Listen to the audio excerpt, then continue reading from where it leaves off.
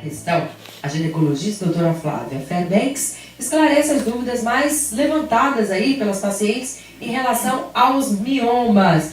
Por exemplo, o mioma é causador de infertilidade? Pode ser, mas às vezes não é. Eu acho que isso é importante. Na verdade, os mitos que circundam o fato do mioma existir são inúmeros. A primeira coisa que eu acho que é importantíssima a gente esclarecer no ar é que mioma não é câncer e na enorme maioria das vezes, mais de 99% das vezes, também nunca vai se transformar num câncer. Então as pacientes ficam enlouquecidas quando descobrem um mioma, então falam, nossa, agora eu tenho uma doença. E às vezes ele vai ser fato muito tranquilo, a paciente vai ser acompanhada a vida inteira e isso não vai causar um menor transtorno. A mulher tem mioma?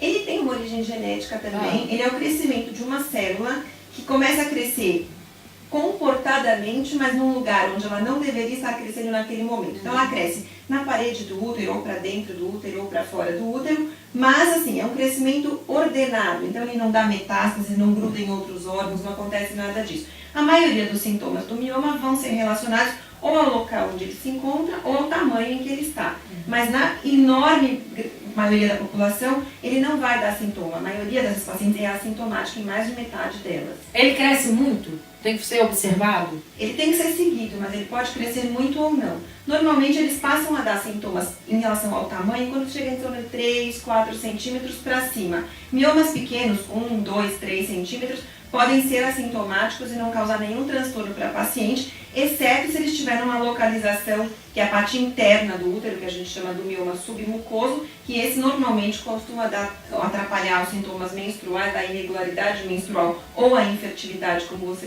comentou, independente daí do seu tamanho. Quando a pessoa fala assim, eu estou com hemorragia causada por mioma, tá falando certo? Pode estar falando certo. Ou esse mioma está dentro da cavidade uterina, que é o tal do mioma submucoso, ou ele já é um mioma na parede do útero, que a gente chama de intramural, mas com um volume maior e que por conta disso está aumentando o fluxo de sangue para a região do útero e também a cavidade endometrial fica maior, ou seja, a superfície que sangra na menstruação também aumenta, consequentemente a pessoa vai perder mais sangue. E aí nesse momento tem que ser extraído o mioma?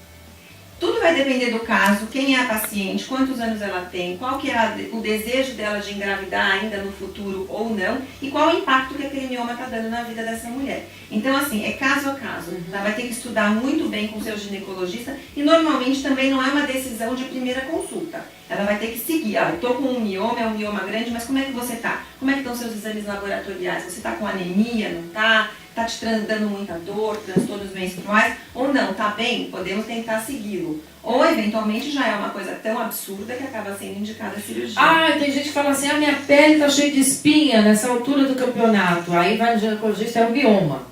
É o causador? Não tem nenhuma relação. Não. Aí é a parte hormonal, mas não, o coitado do mioma não pode ser culpado por isso também. Ele está sendo culpado de um monte de coisa aí, então não tem relação. Nesse aspecto, não. Muito bem. Já já nós vamos falar mais sobre esses assuntos. Já já endometriose, a doença aí, né, da modernidade, você vai saber por quê.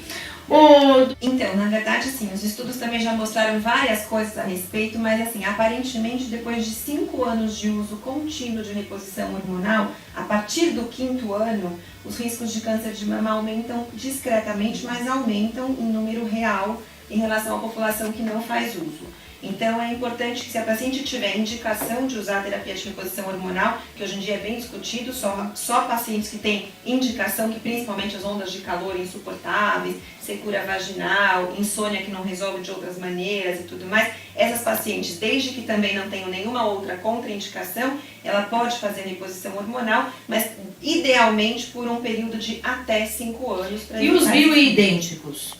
Então, na verdade, eles têm uma ação hormonal também. Essa lenda de que bioidêntico não faz mal é irreal. Ele tem uma ação hormonal, não é o hormônio puro, mas ele ocupa o receptor do hormônio e ele desencadeia a ação hormonal também. Necessariamente toda mulher que vai para a menopausa precisa engordar? Não, na verdade, assim, ela tem uma mudança de metabolismo e aquilo vai favorecer o ganho de peso. Mas se ela tiver outras alternativas, para evitar, começar a controlar direito à alimentação, praticar exercício físico de verdade, não caminhar na calçada e falar, não, mas eu ando a pé todo dia, isso não é exercício físico. Ela consegue daí fazer um equilíbrio e manter o peso. O que é real é que é muito mais difícil perder peso na pós-menopausa, isso também é verdade. Muito bem. Acontecer também por problemas hormonais, né? Pode, as mulheres são muito suscetíveis às oscilações hormonais, então a gente percebe que a fase, por exemplo, da TPM, a tal famigerada tensão pré-menstrual, é acompanhada em muitas mulheres por sintomas depressivos. Treinada para matar. É a TPM. Sai de perto, se não tomar remédio com seu cuidado, a fase também, nessa parte da transição da menopausa, também pode acentuar os sintomas depressivos, mas isso sempre em pacientes que têm uma predisposição. Ela traz uma carga genética que já favorece e, como a Ana Maria tinha falado, depois o ambiente, a situação que ela está vivendo molda uma possibilidade dela experimentar esses sintomas que sempre são super desagradáveis e podem ter um impacto muito negativo.